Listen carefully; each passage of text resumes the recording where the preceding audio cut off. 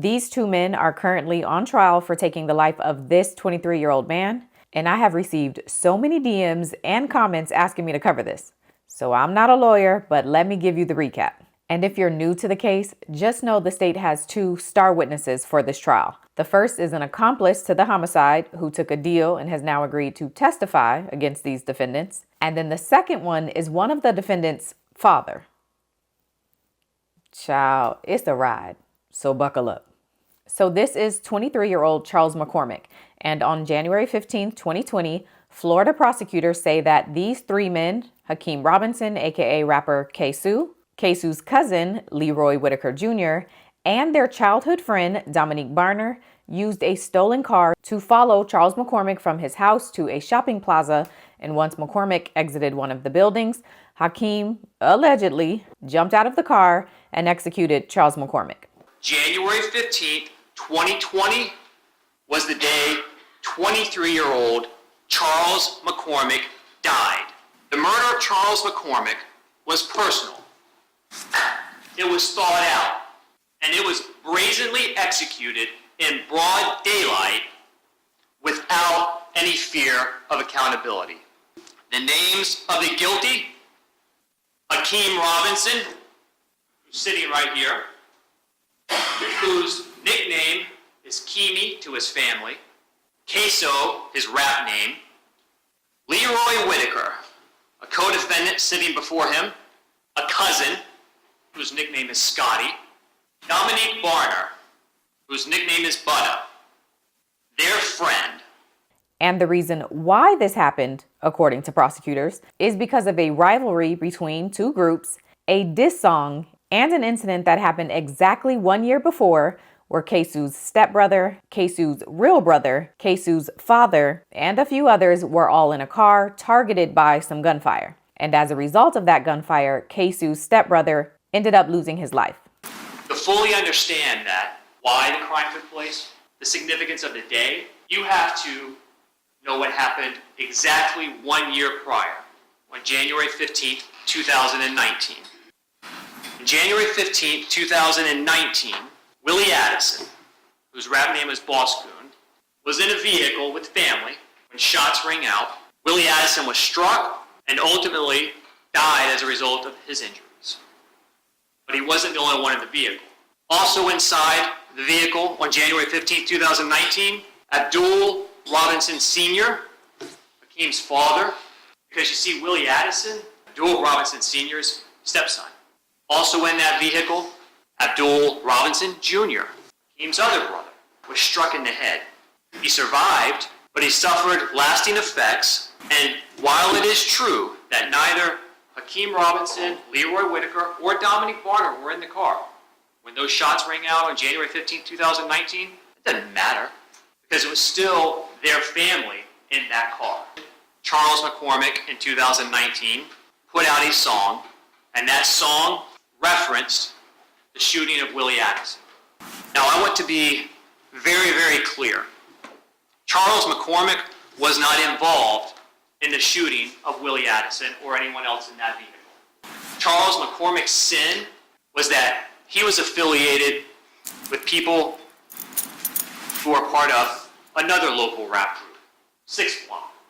And 6 Block and ATK are rivals. They don't like each other. They hate each other. So now back to January 15, 2020. According to prosecutors, after KSoo took the life of Charles McCormick, he jumped in the front passenger seat of the stolen car that Dominique Barner was driving. Leroy Whitaker was in the back seat, allegedly. And then they raced through the parking lot and drove away. A cop that was in the parking lot saw the car racing through the parking lot and started chasing it, but he couldn't keep up. The car eventually hit a tree and the three men got out and ran. Prosecutors say that Hakeem Robinson went one way while Leroy Whitaker and Dominique Barner went another way. The two of them ended up breaking into a lady's home and holding her there until they got a ride from Hakeem's father, Abdul Robinson Sr., who's been charged with accessory after the fact, and he's accepted a plea deal. Dominique Barner and Leroy Whitaker made their way to the backyard of a home that 57-year-old Barbara Buckley lived in. Her husband had gone to work. She was home alone. So she thought.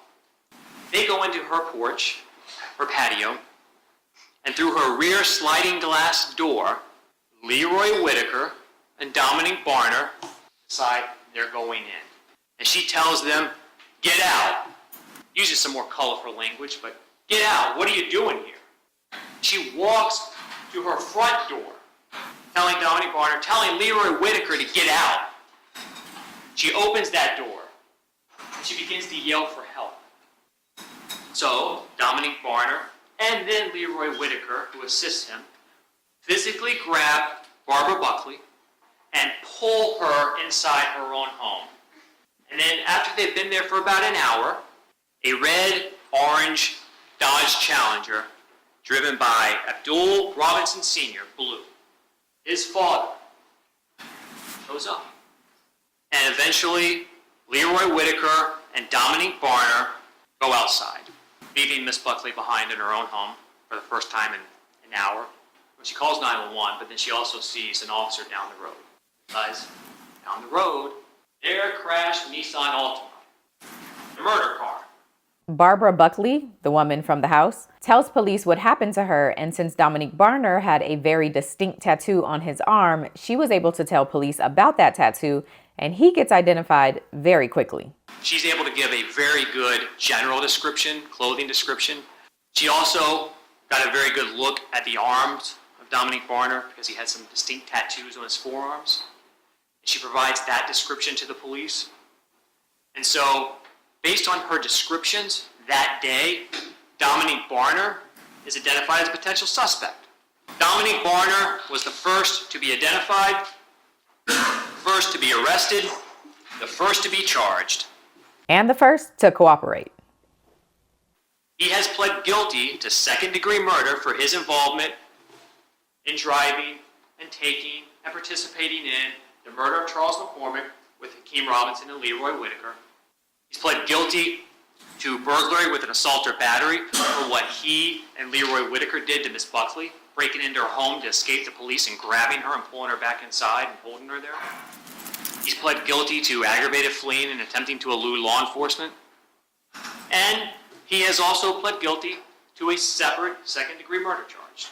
Yes, you heard that correctly. Dominic Barner, the state's star witness for this case, not only has this M charge, he also has a second unrelated M charge. He's pled guilty to both. He's testifying in this trial. I don't know if he's going to be testifying in the other one. And in exchange for that, he's hoping to get a lighter sentence. When he testifies, he does not know what sentence he is going to get because he has not yet been sentenced. And he's looking at up to life in prison. Life, without parole. His guideline sentence, which reflects the minimum he should get, absent a legal reason to go below, is 41.8 years, up to life in prison. His cooperation does provide the court with a legal basis that allows the judge to go below 41.8 years, if the judge wants to, doesn't have to. He also knows that best case scenario, there is no way he can get anything less than 20 years. So he's looking at 20 years, 2 decades, up to life in prison. And even with his cooperation, he can get life. So based on his cooperation, prosecutors are recommending that he get sentenced to 20 years, but he could be sentenced up to life in prison without parole. It's ultimately up to the judge. And yes, the judge overseeing this case is the same judge that will be sentencing him. Now moving over to the defense, there are again 2 defendants in this trial, Hakeem Robinson and Leroy Whitaker Jr., and there are also 2 juries, one for each defendant. Hakeem Robinson's jury, you are going to step in for a bio break, but you're going to remain in there while Leroy Whitaker's jury will hear from Ms. Schlack's and Mr. Whitaker's opening. And then when that is concluded, you will be excused, and then you will return out, Hakeem Robinson's jury, to hear the opening statement by Mr. Robinson's counsel. So I wanted to explain that. But for now, both sides may step into the jury room to use the facilities. In the opening statement for Leroy Whitaker Jr., his attorney basically says that Leroy had nothing to do with this, and the state's 2 star witnesses, Dominic Barner and Hakeem's father, Abdul Robinson Sr., are both cooperating because they're involved in this crime and they're trying to help themselves. Leroy Whitaker did not pull that trigger. Leroy Whitaker had nothing to do with the death of Charles McCormick. in the notebooks that were provided to you, a little topic I suggest to you. Evidence of Leroy Whitaker's participation in this murder. And ladies and gentlemen, there's going to be one thing and only one thing at the very end of all the testimony, everything that you're going to be presented. It's going to be one name only, Dominique Barner. That's it. That is it.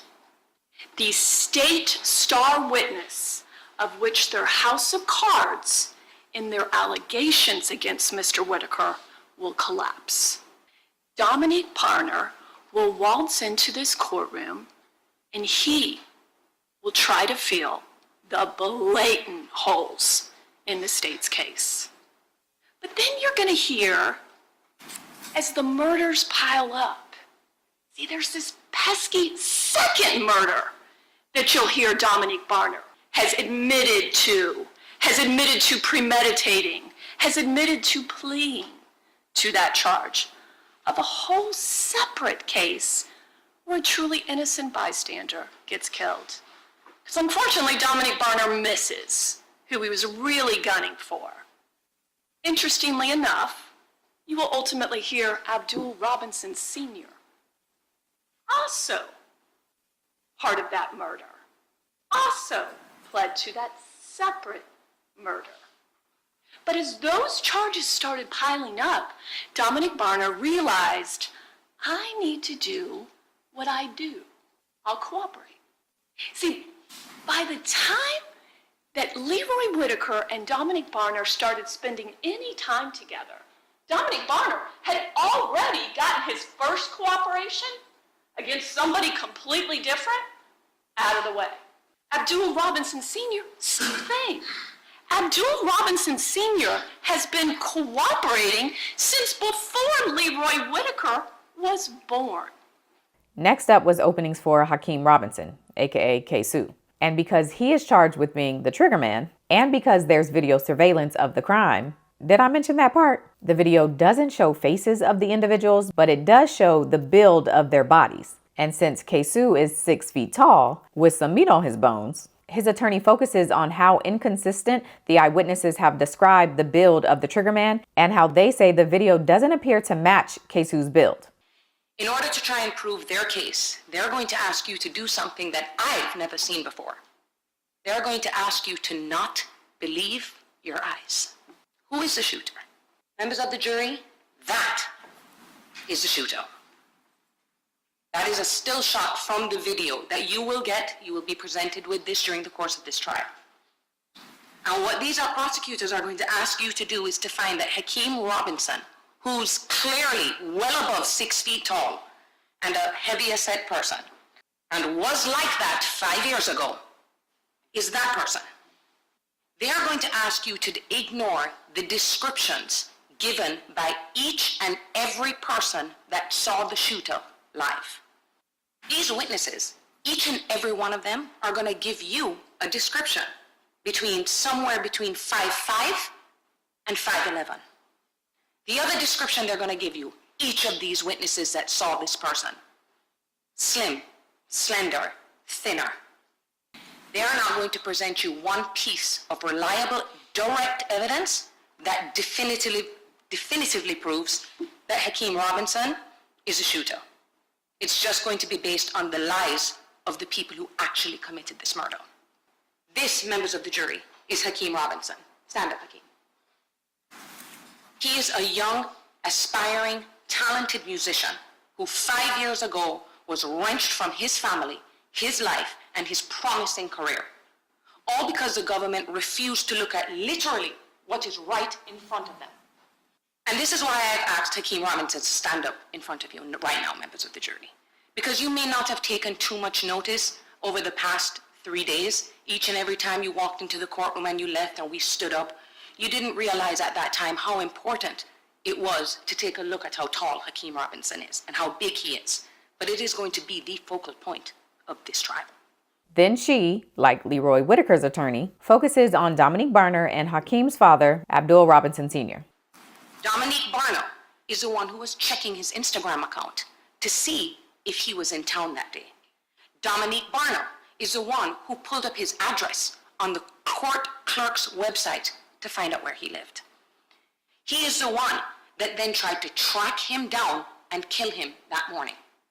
You will hear that the reason Dominique Barnum decided that he wanted to have Charles McCormick killed was all because of a song that he didn't like the lyrics to.